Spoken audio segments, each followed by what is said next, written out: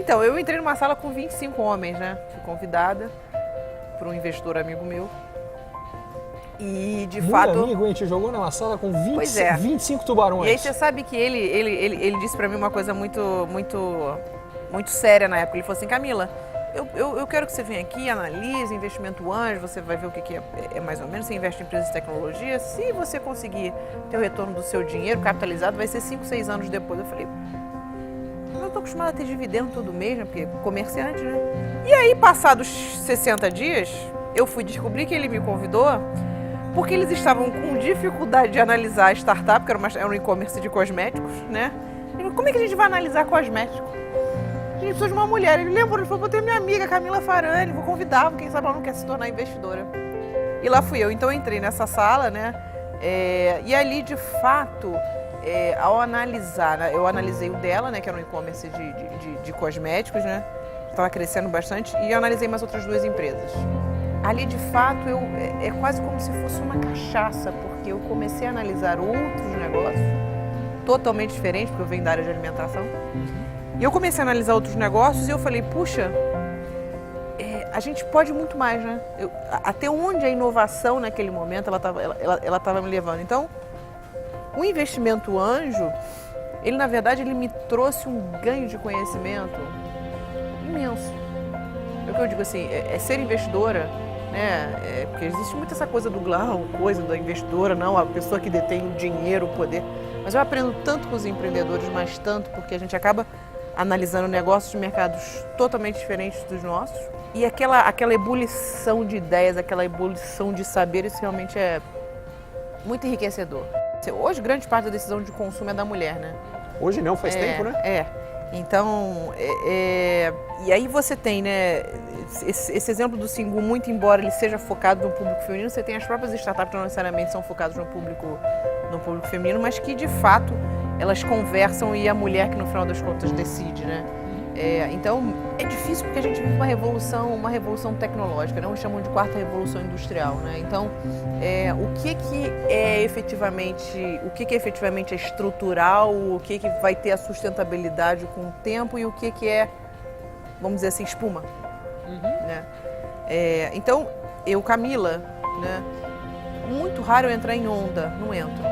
Olha, aí teve as ondas das fintechs, e teve as ondas disso, as ondas tech, então eu sempre costumo analisar com um pouco mais de conservadorismo, porque obviamente a gente sabe que onde tem bolha você vai estar todo mundo olhando, né? Então, antes de tudo, a primeira análise que eu falo é da pessoa que está por trás. Sem dúvida.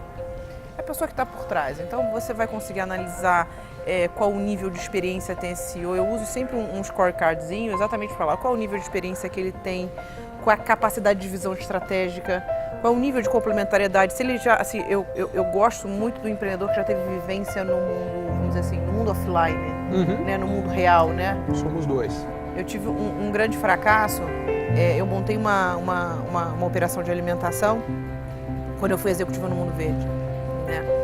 E eu sempre fui muito da área de humanas, então sempre gostei de me comunicar, sempre gostei muito da área de marketing como um todo, né? Sou advogada, então eu sempre fui muito para a área de humanos. E hoje sou investidora, né? Então, e aí quando eu montei essa operação, eu já montei uma operação, enquanto executiva, uma operação pronta para ser escalonada para revirar uma franquia, porque ela de fato virou uma franquia. Então, a gente ia abrir 150 lojas dentro do universo aí de 5 anos e eu era diretora dessa estrutura. Era uma estrutura era uma embaixo da hold do Mundo Verde, uma parte de alimentação. E eu fiz tudo. Então eu estava preocupada com a embalagem, eu estava preocupada com a escalabilidade, eu estava preocupada com o uniforme, eu estava preocupada com o modelo, padronagem, peso de produto, peso, ficha técnica, tudo certinho. Mas eu esqueci de uma única coisa: estrutura de custo certa. Então eu fiz um cálculo, que é um cálculo, enfim, você me vê, né, com o custo de mercadoria vendida, né, principalmente de alimentação, você tem que controlar ele ali na unha, né? E eu fiz um cálculo e quando eu fui fazer o menu, eu cometi um engano. Eu previ que as vendas de um determinado produto seriam menores. Eu olhei ela meio de lado e falei assim, isso aqui não... E quando eu olhei ela de lado, eram os produtos que mais saíam. Então você imagina, os produtos que mais saíam, aí a gente fez um Pareto puro na época, né? Os produtos que mais saíam, só que com cálculo de produto, um cálculo de preço errado. E aí como é que você faz isso? Porque você está lançando uma operação nova com o preço errado. E como é que você faz isso para consertar esse preço? E aquilo foi responsável, assim, eu me lembro nos primeiros 3, 4 meses, ele deu uma gordura, teve uma baixa no caixa, foi uma coisa enlouquecedora, me fez muito mal, né? Eu acho que todo empreendedor ele é exigente naturalmente, ele me fez muito mal porque a partir daí eu passei a de fato fazer contas talvez mais sofisticadas. Eu subestimei o poder, né, de você fazer uma estrutura de cálculo de preço de produto correto. Se você parar para pensar hoje, boa parte das nossas decisões são decisões emocionais, né? Então, eu li esse livro, né? Esse livro ele marcou a minha vida, né? Que se chama Startup em Você, do Reid Hoffman. Eu acho ele para mim, ele é um super investidor, mas um super empreendedor. Eu adoro o podcast, eu adoro a metodologia de Blitzscaling, vale a pena estudar.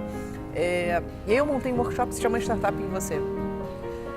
Justamente pelo seguinte, mas Camila, por que você não montou um negócio na parte de business mesmo? Eu falei, gente, Startup em Você, ele é uma parte de business, mas antes ele tem uma parte emocional. Não adianta, assim, a coisa que mais as pessoas falam, mas eu quero abrir um negócio, eu quero abrir porque é meu, eu preciso provar para minha família, eu preciso provar para minha mãe, eu preciso... Quando, na verdade, as suas paixões, elas estão tão deixadas à parte porque você quer satisfazer o desejo do outro para você provar alguma coisa que não é nem para você. Então, eu criei esse workshop justamente para você primeiro se entender, para você entender todos os fracassos que você vai ter, porque a gente vai ter, porque na verdade assim, o gestor hoje ele tem que ser um bom gestor de problema, né? Um bom solucionador de problema. Então você tem um componente emocional imenso. Quantas vezes a gente fica com medo, insegurança, ou que não sabe determinado assunto e o emocional muitas vezes ele domina, né?